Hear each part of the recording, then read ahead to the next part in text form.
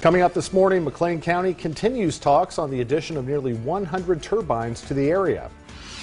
Plus, Governor Bruce Rauner prepares to give his State of the State address today. Good Wednesday morning, everyone. I'm Mark Welp. And I'm Alyssa Paldo. Welcome to WMBD This Morning. We start in the Twin Cities this morning. A proposed wind farm in McLean County is one step closer to becoming a reality. The McLean County Zoning Board of Appeals approved the farm 7-0 last night. Some residents have voiced concerns over the turbine noise and impact on property values. While board members want to make sure the turbines aren't too loud, several say they trust the expert testimony. He's an expert who's working with a model who has done this often, and this is his career. And I didn't hear from anyone else who was an expert that this is a bad thing to do. Now, the Zoning Board of Appeals is recommending some alterations to the plan, which now moves on to the McLean County Board for a final decision. As the city of Peoria considers buying out its water system, some are voicing concerns, saying the city may not be up to the task. Every 5 years, leaders in Peoria can consider whether to buy out the system. Labor leaders and activists say not only is the city unprepared for the added infrastructure and upkeep, they say a buyout would eliminate jobs. We've been down this path before. How many times do we need to go down it? Plus, my employees live and die every 5 years. Matt's employees, every 5 years they have to go through this. You know, they don't want to be bought out. They love working for us. We are a good company to work for. We take care of them. Those against change say Illinois American Water has a good reputation and water quality might suffer under the city. New this morning, President Trump is expected to hold a discussion on tax reform today. This just hours after delivering his first State of the Union address. During the 1 hour and 20-minute speech, the president called for both parties to come together on immigration and infrastructure. The president still has a few days to decide whether a classified memo on the Russian investigation will be made public. The GOP-crafted memo alleges the FBI and the Justice Department engaged in surveillance abuses against members of the Trump campaign in 2016. The House Intelligence Committee voted along party lines Monday to release it. In Springfield, Governor Bruce Rauner is gearing up for his State of the State address today as lawmakers return to session. Discussions on health care, funding, and pension reform kicked off the session yesterday. On top of the budget, the biggest ticket item on tap is expected to be a capital bill to pay for failing roads and bridges. Also on the docket, the hospital assessment program, which is set to expire in July. This helps the state pay Medicaid expenses to providers. Raquel Martin found hospital workers and patients are reacting to the possibility of losing this funding.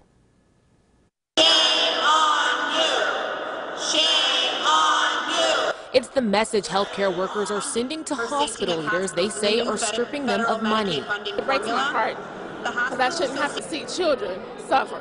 I shouldn't have to see seniors suffer. I shouldn't have to see nobody suffer because we don't have the proper resources. They say a new proposal will only worsen conditions at their hospitals. Earlier this month, lawmakers and the Illinois Hospital Association announced plans to change the hospital assessment program. And that program brings more than $30 billion of federal Medicaid funds to the state each year. But under the new plan, hospitals in low-income areas would get a smaller cut. An idea met with harsh backlash at a hearing on Tuesday. Just because I'm poor doesn't mean I have to die because I do not have access to health care. The president of the Illinois Hospital Association said no hospitals would lose resources. He says new estimates are based on the amount of patients receiving care. But representatives from several safety net hospitals say those calculations are unfair. The hearing ended with more questions than answers. I'm still wondering what the big gap is between the safety net hospitals and the association and the committee who's been working on this rewrite. And it may be back to the drawing board. It's still fluid, and at the end of the day, we feel confident we'll have a proposal that can get broad-based bipartisan support here. That was Raquel Martin reporting.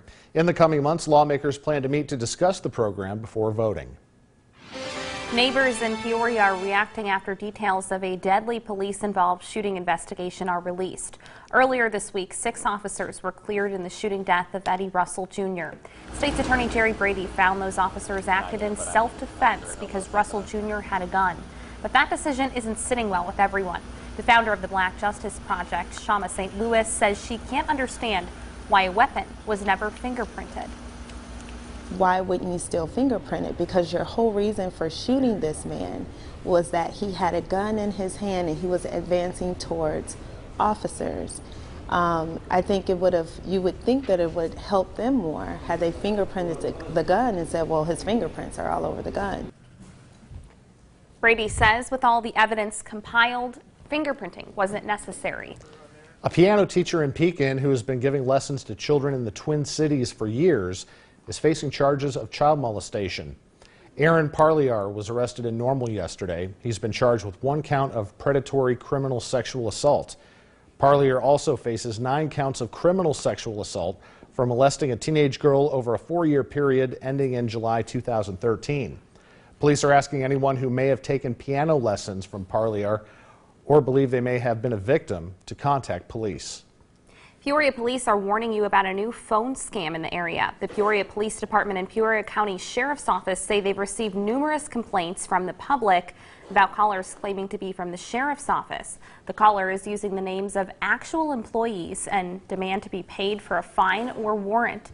Officials are now reminding the public that they do not contact people by phone about warrants, fines, or fees, and they will never have you pay anything in prepaid cards.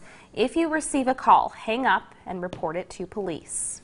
5 fire engines in Peoria will be included in a fire department program offering paramedic services to the public.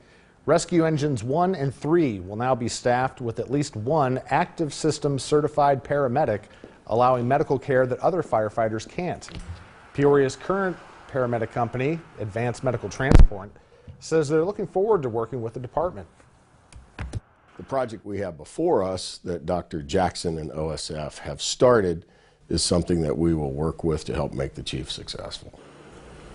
Both parties say this will not affect A&T negatively. We'll be following how this will develop for the department in the upcoming months. All right, checking in now with meteorologist Lauren Rainson, back from Florida. And you are also back from your little vacay. Yeah, I do have to say it's tough getting back to this winter weather, that's for sure. It was a shock coming off the plane. Hey, you look good, nice and tan. Yeah, I hope it lasts. I'm starting to get into that peeling phase, you know? Yeah.